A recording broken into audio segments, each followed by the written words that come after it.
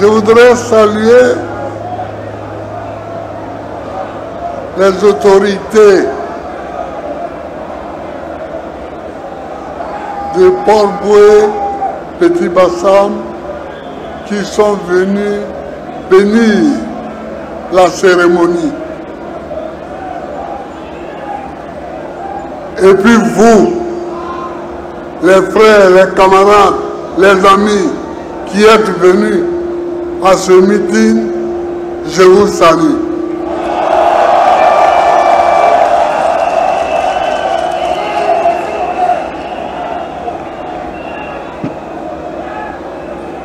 Je vous salue, comme je salue aussi tous les membres de la direction du parti qui sont à ma droite et à ma gauche. Mais aujourd'hui est un jour important. Aujourd'hui est un jour important.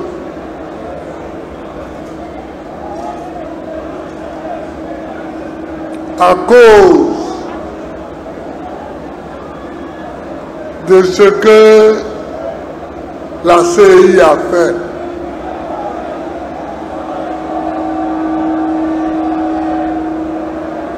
Chers amis,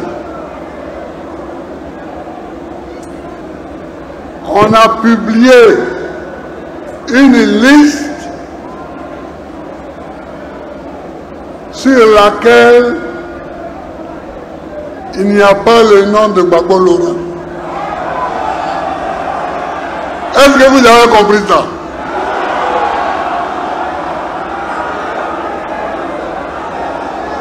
On a publié une liste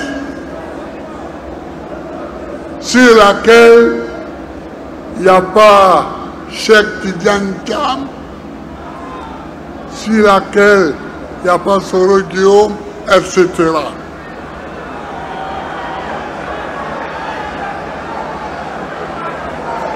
Est-ce que vous avez compris ça?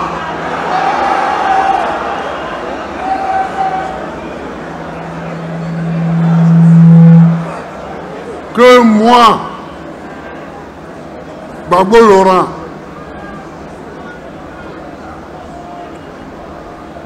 je ne serai pas digne d'être candidat à la présidence de la République parce que j'ai volé. Est-ce que vous entendez ça? Parce que braquer, c'est un mot brutal pour dire voler. Je ne suis pas un voleur. Et ceux qui ont fait la liste savent que je ne suis pas un voleur. Mais comme ils veulent qu'on se batte, on va se battre.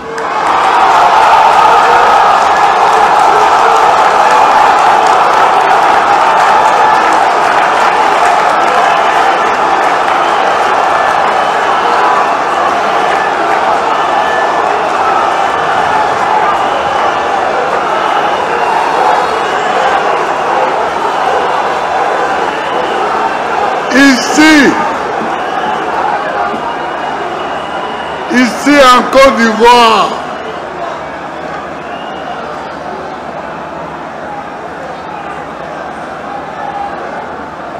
parmi tous ceux qui font la politique, moi, Gbagbo, personne ne peut me traiter de voleur.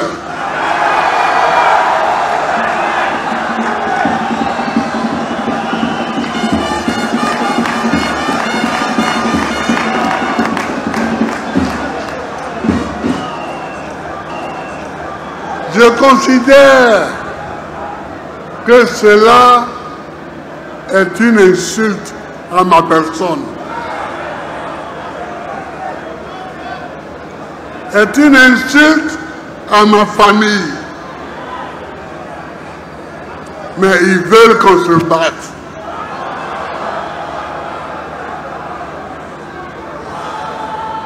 Mais qu'ils sachent qu'on se battra. Hein.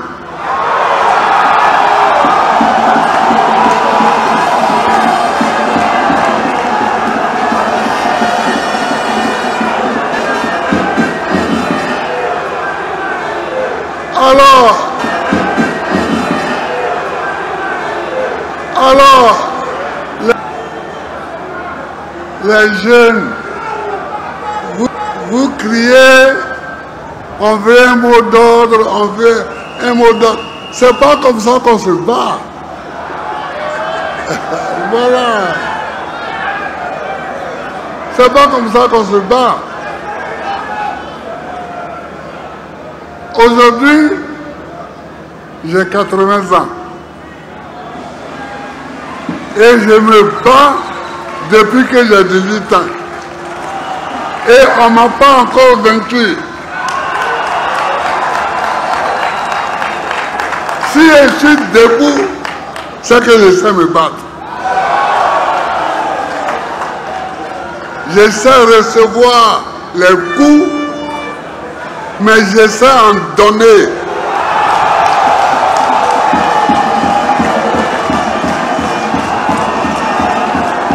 Mais je sais surtout quand il faut donner les coups. On ne donne pas les coups n'importe quand, ni n'importe comment. Ils veulent qu'on se batte. On va se battre. Je vais me battre pour mon honneur et je vais me battre pour la Côte d'Ivoire.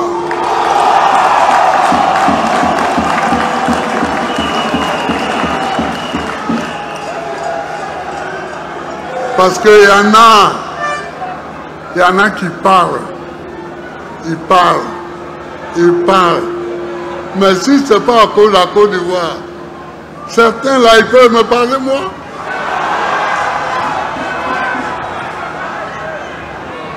On est ici en Côte d'Ivoire, on se connaît.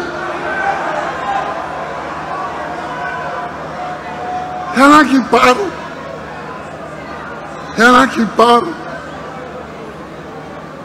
Ils passent de plateau de télévision en plateau de télévision et ils parlent.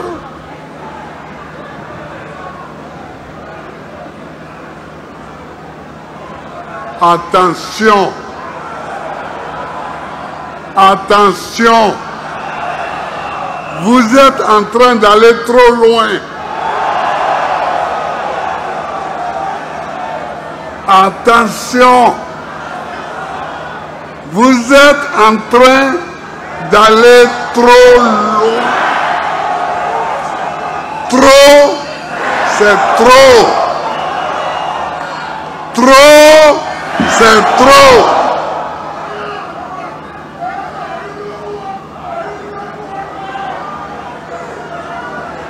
On m'appelle Gbagbo Laurent. Je ne sais pas s'ils sont au courant.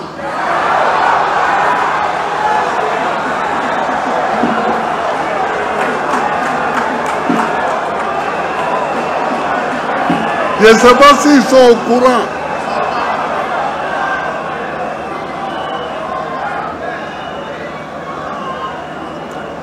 Mon grand-père,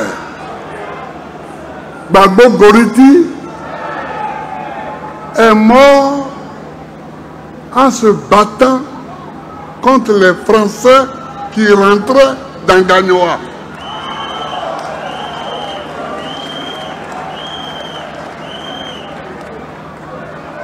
Mon père, Zépé Koudou, a fait la guerre en Normandie contre les armées de Hitler. Il a été blessé de guerre. Et le prénom Laurent que je porte était le prénom de son commandant de compagnie dans la guerre contre les Allemands. Attention, vous êtes en train d'aller trop loin.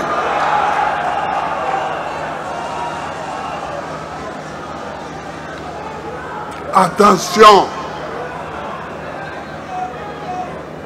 on peut se tromper, mais il ne faut pas aller trop loin.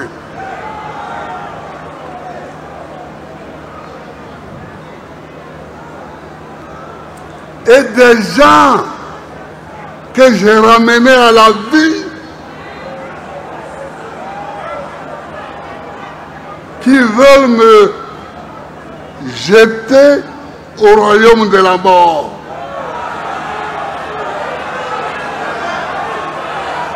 Est-ce que ça c'est normal?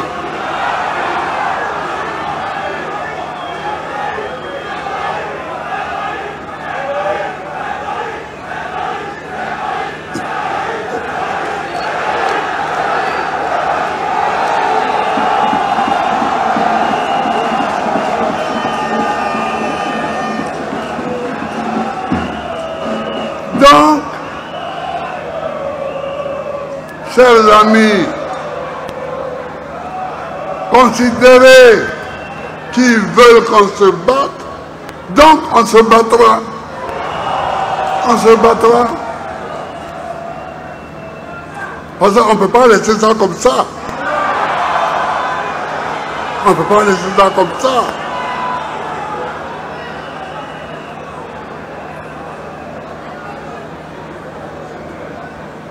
Vous venez trouver un fils authentique chez lui. Et vous voulez le piétiner chez lui.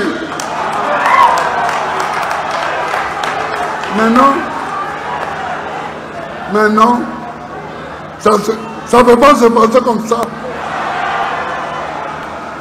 Ça ne peut pas se passer comme ça. Tu ne peux pas me trouver en maman et puis vouloir me piétiner en maman. Ça, c'est pas possible. C'est pas possible.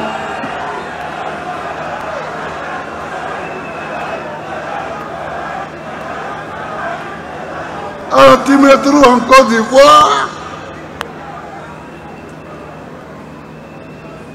et tu veux me piétiner en Côte d'Ivoire, moi.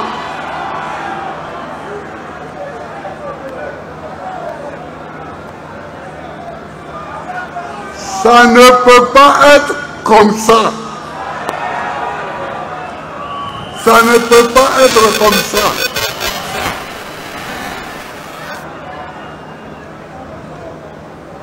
Écoutez-moi bien. Écoutez-moi bien.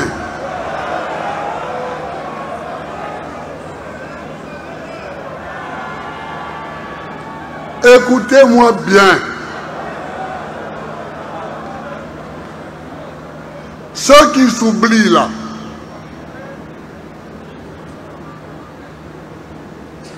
ceux qui s'oublient, il faut qu'ils se souviennent que c'est eux qui sont inéligibles.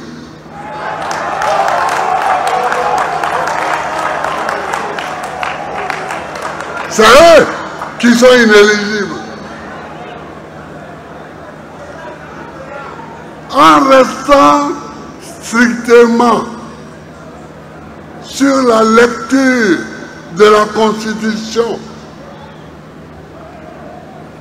elle dit qu'un citoyen ne peut faire que 2 mandats. Tu veux faire ton 4e mandat? 4e mandat? Est-ce que c'est vrai ça?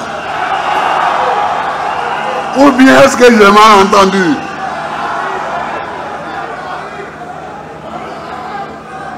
Ah!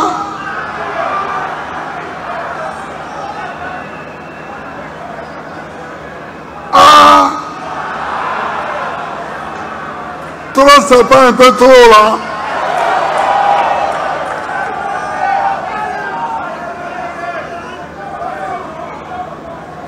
Tu viens et le troisième mandat, tu dis que ton candidat est décédé, Amadou Gon Coulibaly. Donc vraiment,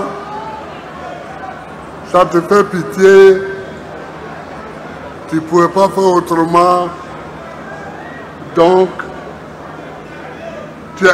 aujourd'hui là, Amadou Gon est décédé encore. Le quatrième mandat là, Amadou Gon est décédé encore.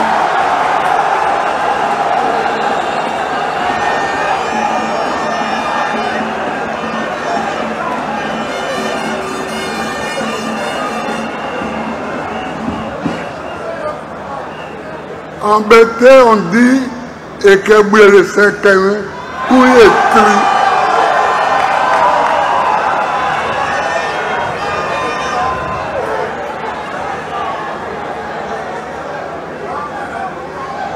Quand tu sais qu'on peut te parler, tu te caches et tu te tais. Est-ce qu'aujourd'hui, là, pour le quatrième mandat, là, Amadou Gon est décédé encore?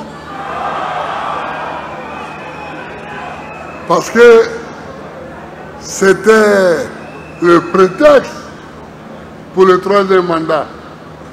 Ah oui, j'avais laissé la candidature à un jeune,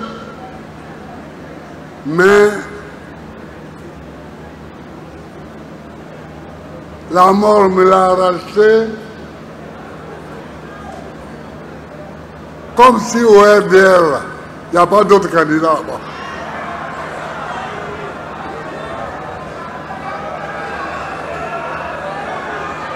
Donc, faisons attention. Quand tu viens me parler à moi, Babo, le fils de Koudou,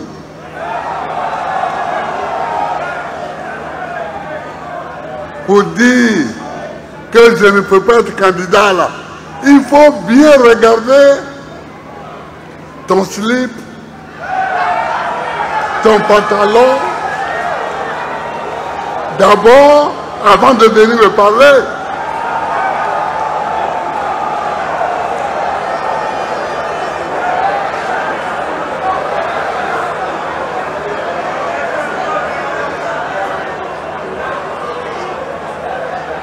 Vous avez voulu la bagarre, on fera la bagarre. Moi, je n'ai pas cherché la bagarre.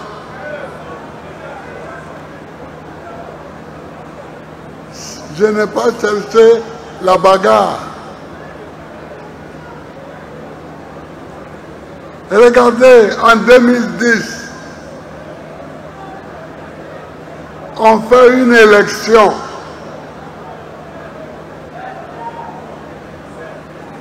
Qui a respecté la loi?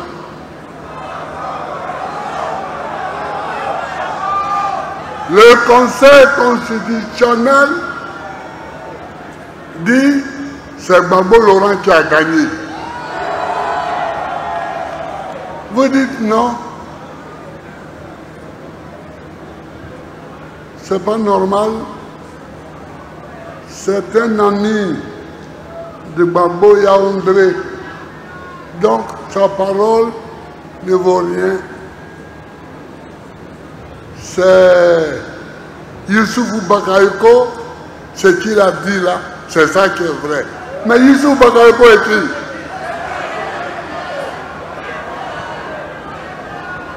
Président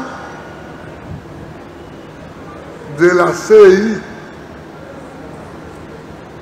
C'est tout. Depuis quand le président de la CEI peut-il avoir une parole qui dit le droit? Jamais. Ce n'est pas lui le juge de l'élection présidentielle. C'est le président du Conseil constitutionnel. Alors des gens s'amoncellent la nuit. Youssouf Bakayoko, il les traîne dans le QG de campagne de mon adversaire. Non, totalement illégal. Il parle. J'ai dit de façon illégale parce que pour qu'eux-mêmes ils parlent, il faut qu'ils soient entourés des membres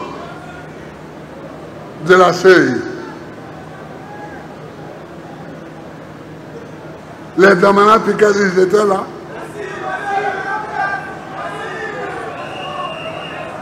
Même les Bamba Yakuba, ils étaient là.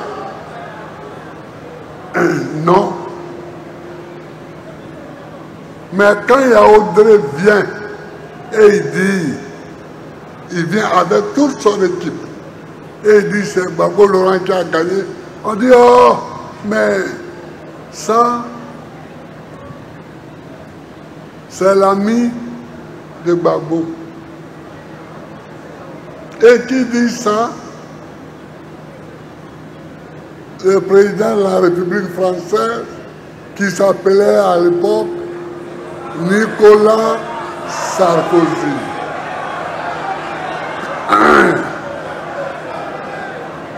Nicolas Sarkozy, il est où aujourd'hui? Et moi, je suis où?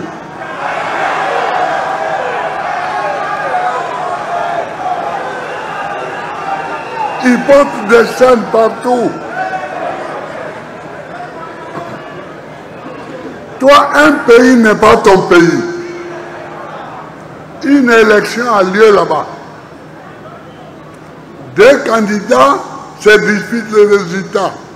Et c'est toi tu vas à l'ONU, tu vas au Conseil de sécurité, tu cherches des résolutions.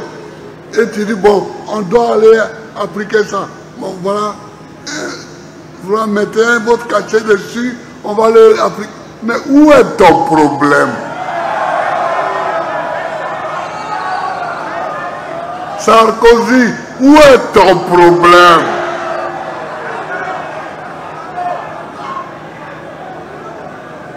Où est ton problème? Tu cours à droite, tu cours à gauche, tu cherches des résolutions à l'ONU et aussitôt tu viens les faire appliquer à Bayer.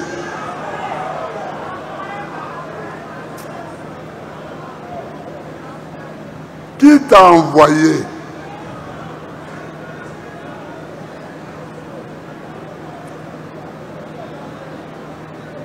Qui t'a demandé de l'aide?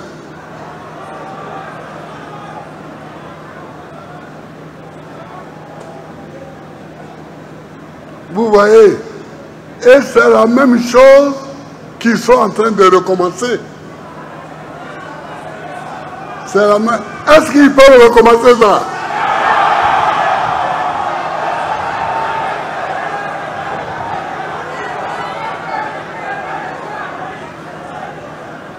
Ah, Abidjan ici, on dit que c'est le premier couillon qui est couillon. Hein. Deuxième couillon n'est pas couillon.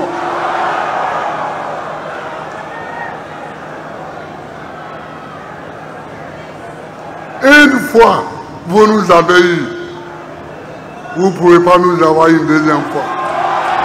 Non, non, non, non, non. Non, non, non, non.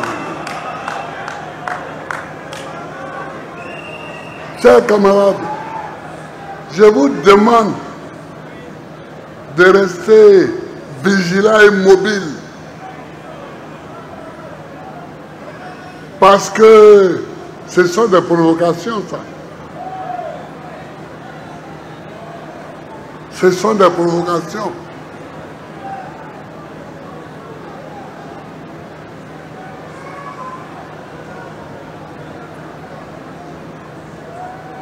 Il y en a qui disent, mais Babo là, il est trop vieux, il n'a qu'à laisser, mais entre Alassane et moi qui est vieux.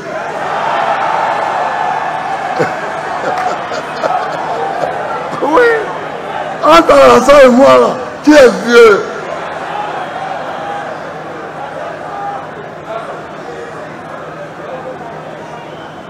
Qui est vieux.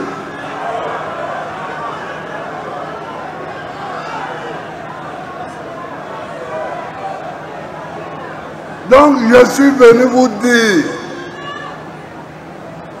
que celui qui est candidat pour un 4e mandat, il n'est pas candidat. Il n'est pas candidat. Et lui, celui qui est candidat pour un 4e mandat, là, il n'a qu'à savoir que nous ferons tout pour qu'il ne soit pas candidat. Ah oui. Comme il veut la bagarre, on va faire la bagarre.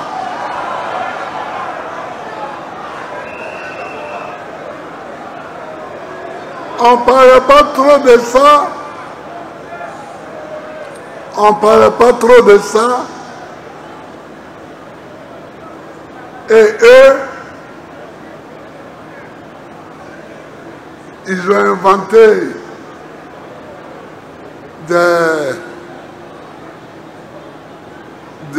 un droit foireux, bizarre, nul, pour dire que voilà, comme il y a eu une nouvelle constitution, donc, mais ça c'est quoi ça? C'est pas du droit. C'est du n'importe quoi. C'est du n'importe quoi.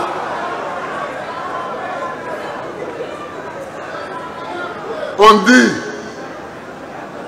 si tu as été candidat, et d'ailleurs lui-même, quand je faisais mon discours pour le racheter là, je lui avais dit que c'était un mandat exceptionnel que je lui donnais. Ça va devenir 4 mandats. Je t'aide.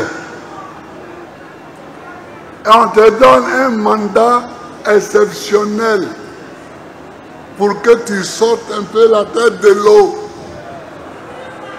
Et c'est toi qui vas venir maintenant me dire que moi, qui t'ai donné la chance, je ne suis pas candidat, mais c'est toi qui vas être ma candidat pour la 4e fois.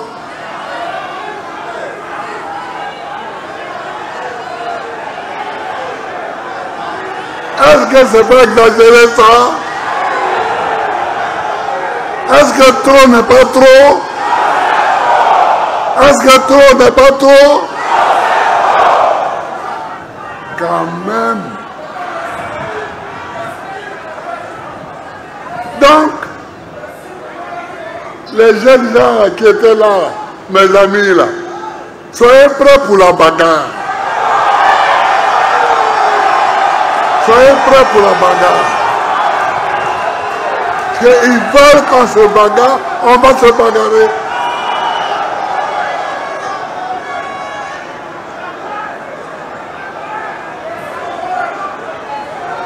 Parce que eux, ils croient qu'on a peur de dire, mais à un moment, il faudra qu'on envahisse toutes les rues d'Abidjan. À un moment donné.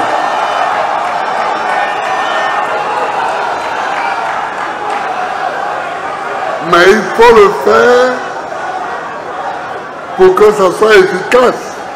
C'est pourquoi on a peur. Sinon, on a peur de quoi? Qu'est-ce qu'on n'a pas encore vu?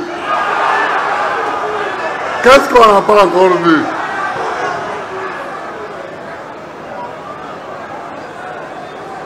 À l'heure actuelle, il y a 107 prisonniers d'opinion dans les prisons de Côte d'Ivoire. 107. Quant à mes jeunes gens avec qui je marche là, les Picasso, les Quoi, tout ça, bah, eux, bon, les convoquer là, c'est devenu une routine. Un matin, un policier se lève, il les convoque.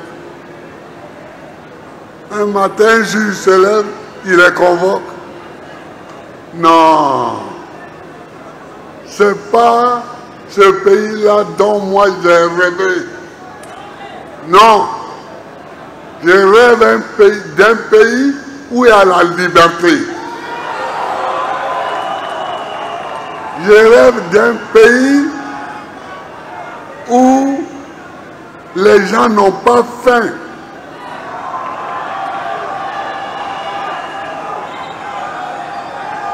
Je rêve d'un pays où l'école est gratuite.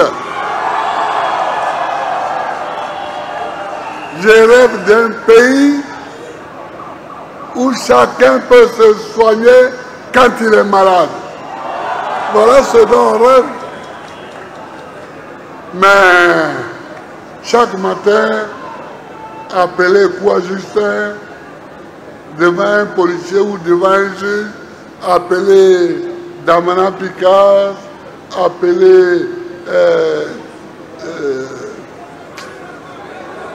Kipré, tout ça, ça c'est dépassé. C'est dépassé ça. C'est des gaous, comme tu dis. C'est dépassé.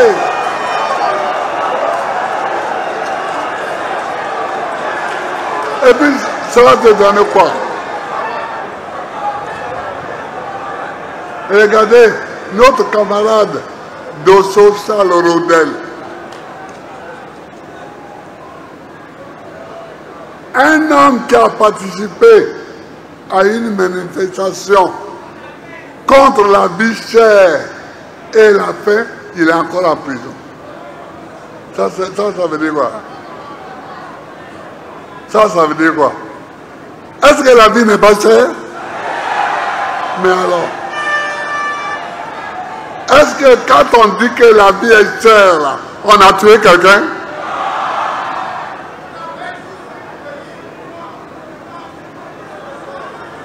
La vie est chère. Il dit que la vie est chère. Vous le prenez, le mettez en prison? Non, il faut sortir. Il faut sortir de ce cauchemar-là. Parce que ça, c'est un cauchemar. Ce n'est même plus un pays.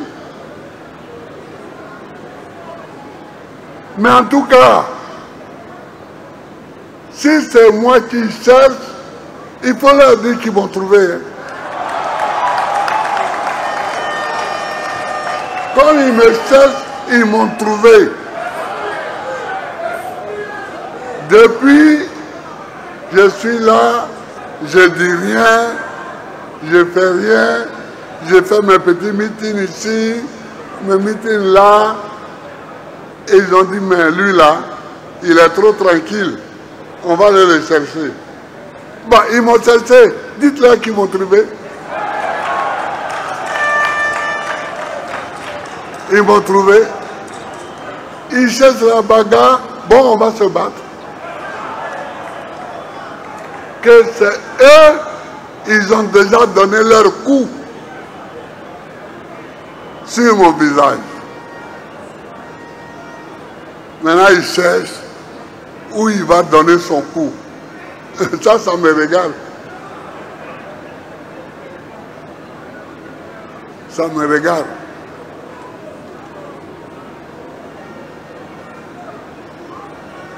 Nous voulons un pays propre. Nous voulons un pays où les gens sont libres. Nous voulons un pays où les enfants vont à l'école. Mais à Maningue, ça n'est pas ici. Quand je l'ai nommé ministre de l'Éducation nationale, est-ce qu'il est là à Mani? Il n'est pas là. Mais nous avons fabriqué des livres pour toute l'école primaire. Comme ça, chaque enfant qui venait à l'école, on lui donnait les livres. On lui donnait les livres. Aujourd'hui, qu'est-ce qu'ils font avec ça? Eux-mêmes, ils font les livres et puis ils vendent.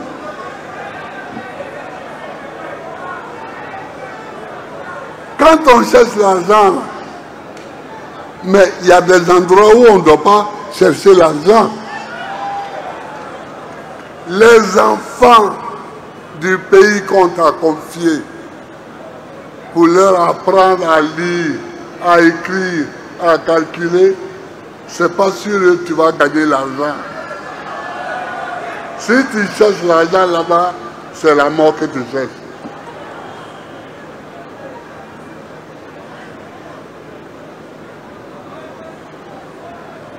César et tout. Voilà ce que je voulais dire à nos amis. Que maintenant, on sera intransigeant. Il n'y a pas de 4e mandat. Parce que Amadou Gon Coulibaly n'est pas un remords. Il n'est pas un remords. Amadou Gon Coulibaly n'est pas mort de nouveau. C'est ça. Donc il n'y a pas de 4e mandat. Et il n'y a pas de droit foireux pour dire. Donc, si c'est ça, chaque 1 an et demi, tu fais une nouvelle constitution. Et puis tu dis oui, selon la nouvelle constitution là, j'ai droit encore à un mandat. Et puis, après, tu fais encore non. Non, non, non, non, non. J'ai vu beaucoup de choses, mais je n'avais pas encore vu ça. Chers amis, je vous salue. Vous qui êtes venus nous accompagner, je vous salue. Chers amis, je vous salue. Mais c'est la bagarre, on se battra jusqu'au bout. Que Dieu bénisse la Côte d'Ivoire. Si l'ex-président Laurent Gbagbo, allié officiellement à la coalition Cap Côte d'Ivoire, venait à mettre en pratique ses avertissements ou menaces contre le régime actuel du président Alassane Ouattara, cela aurait des conséquences profondes, non seulement pour la stabilité politique ivoirienne, mais aussi pour l'équilibre régional. Voici une analyse détaillée, engagée et structurée des risques et impacts possibles d'un tel scénario. 1. Remobilisation massive de la rue ivoirienne. Avec le poids politique et populaire de Gbagbo, soutenu par la Cap Côte d'Ivoire coalition incluant des figures comme Simone Gbagbo, Blé Goudé, Tidjane Thiam, les héritiers du PDCI, des proches de Soro, etc. Tout appel à la mobilisation ou à la désobéissance civile pourrait générer une remontée spectaculaire de la contestation dans les rues. Conséquence, paralysie de plusieurs grandes villes, Abidjan, Bouaké, Daloa, Yamoussoukro, voire Korogo. Ralentissement de l'activité économique et administrative. Une crise de confiance au sein même des forces de sécurité, dont une partie reste loyale à Gbagbo. 2. Crise de légitimité et pression internationale. Une opposition unie PPACI plus CAPCI qui remet frontalement en question la légitimité du régime Ouattara pourrait provoquer une pression diplomatique accrue sur Abidjan. Scénario possible, appel à des sanctions ciblées contre des cadres du RHDP ou des membres du gouvernement. Enquête internationale sur la transparence du processus électoral. Délégitimation du pouvoir auprès des institutions multilatérales UA, CEDEAO, Union européenne, ONU. 3. Risque d'affrontement et de chaos social. La fracture entre le pouvoir et l'opposition est aujourd'hui idéologique, générationnelle et ethno-régionale. Une attaque coordonnée du système par Gbagbo et la CAPCI pourrait aggraver ces tensions. Risques identifiés. Affrontements entre militants dans les quartiers populaires. Violences intercommunautaires dans certaines zones sensibles comme Dabou, Duékoué ou Yopougon. Réaction incontrôlée de certains éléments armés ou ex-combattants encore actifs. 4. Répression politique brutale. Face à une telle menace, le régime Ouattara pourrait opter pour la méthode qu'il maîtrise, l'intimidation, la répression judiciaire et policière. Conséquences possibles. Poursuites contre les leaders de CAPCI Gbagbo, Thiam, Simone Gbagbo, Blé Goudé, Afi N'Guessan, etc. Censure des médias pro-opposition, coupure d'Internet ou contrôle des réseaux sociaux. Renforcement du pouvoir présidentiel par décret, éventuellement en contournant le Parlement. Mais une telle répression, dans un climat où la communauté internationale est très attentive, risquerait de se retourner contre le pouvoir et de renforcer l'aura de résistance de Gbagbo. 5. Crise sécuritaire régionale. Une Côte d'Ivoire instable représente un risque direct pour l'Afrique de l'Ouest, effet domino sur les pays voisins. Si la contestation ivoirienne s'enflamme, elle pourrait redonner espoir aux oppositions en Guinée, au Togo, au Bénin ou au Niger. Le Mali, le Burkina Faso ou le Niger pourraient instrumentaliser cette situation pour critiquer la CEDEAO, accusée de protéger les régimes pro-Paris. Les flux migratoires internes et transfrontaliers augmenteraient en cas de violence prolongée. 6. Une recomposition politique forcée. Une pression concertée du peuple et de l'opposition pourrait forcer le régime à reporter ou renégocier les conditions de l'élection présidentielle. Accepter une transition ou un gouvernement d'union nationale. Abandonner l'hypothèse d'un 4 mandats déguisé ou d'une succession interne RHDP verrouillée.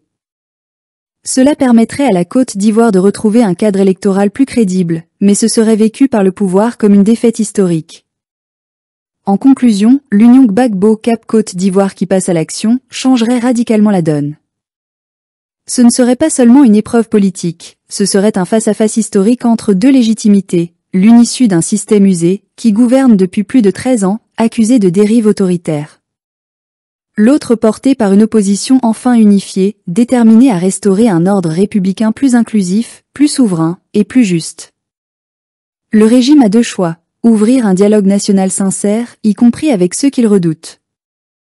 S'arc-bouter sur une logique de verrouillage, avec tous les risques de glissement vers un chaos incontrôlable. Dans tous les cas, Gbagbo n'est plus seul, et la Côte d'Ivoire entre dans une phase décisive de son histoire politique.